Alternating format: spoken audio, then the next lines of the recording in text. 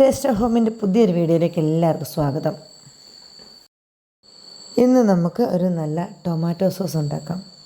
അതിന് വേണ്ട ചേരുവകൾ ഏതൊക്കെയാണെന്ന് നമുക്ക് നോക്കാം. ഒരു 3/4 കിലോയോളം തക്കാളി എടുത്തിട്ടുണ്ട്. ഒരു വക നന്നായിട്ട് പഴുത്ത് ജ്യൂസി ആയിട്ടുള്ള തക്കാളിയാണ്. അത് നമുക്ക് കഴുകി വൃത്തിയാക്കിയിട്ട് ചെറിയ കഷ്ണങ്ങളായിട്ട് അരിഞ്ഞെടുക്കാം. അരിഞ്ഞെടുത്ത കഷ്ണങ്ങൾ നമുക്കൊരു ചെറിയ കുക്കറിലേക്ക് ഇട്ട് കൊടുക്കാം. സാധാ പാത്രത്തിൽ വെച്ചാലും വേഗം വെന്ത് കിട്ടും. എങ്കിലും കുക്കറിലിട്ട് ഒരു വിസിലടിക്കുമ്പോഴത്തേക്കും തക്കാളി നന്നായിട്ട് വെന്ത് കിട്ടും.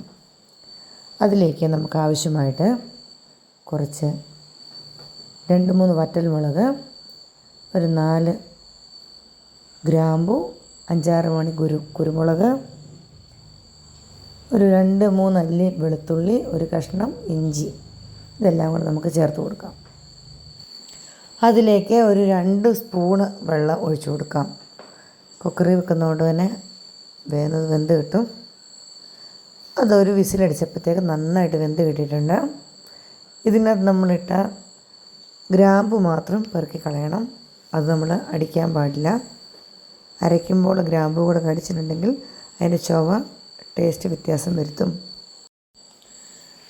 മിക്സിയിലിട്ട് നന്നായിട്ട് അടിച്ചെടുത്ത നമ്മുടെ തക്കാളിയുടെ മിശ്രിതം ഒരരിപ്പ് വെച്ച് നന്നായിട്ട് അരിച്ചെടുക്കാം.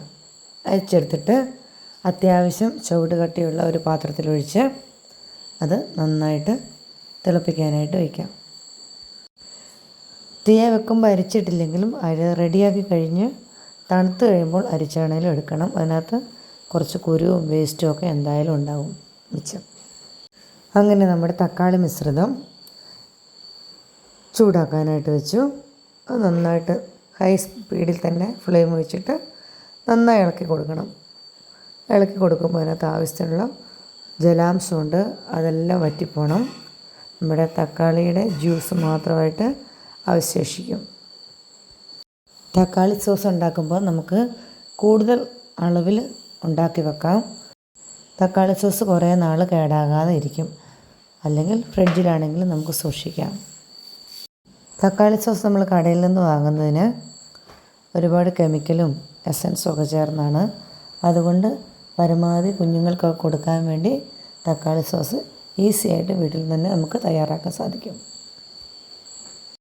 ഈ തക്കാളി ഏകദേശം ജലാംശമൊക്കെ വറ്റി വന്നപ്പോഴേക്കും ഞാനൊരു 1.5 സ്പൂണ് പഞ്ചസാരയും ഒരു 1/2 സ്പൂണ് മുളക് പൊടിയും 2 സ്പൂണോളം വിനാഗിരിയും ചേർത്തു. പിന്നെ അതിനാവശ്യമുള്ള ഉപ്പ് കൂടെ ചേർത്ത് നന്നായി ഇളക്കി നല്ല തീയിൽ തന്നെ അതിൻ്റെ ജലാംശം മുഴുവനും വറ്റിച്ചെടുത്തു.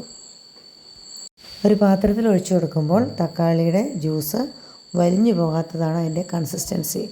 അങ്ങനെ നമ്മുടെ തക്കാളി സോസ് പാകമായിട്ടുണ്ട്. എല്ലാവരും ഒന്ന് ട്രൈ ചെയ്ത് നോക്കണം. വീഡിയോ കാണുന്നവരെല്ലാവരും ലൈക്ക് ചെയ്യാനും ഷെയർ ചെയ്യാനും സബ്സ്ക്രൈബ് ചെയ്യാനും മറക്കല്ലേ. Thank you.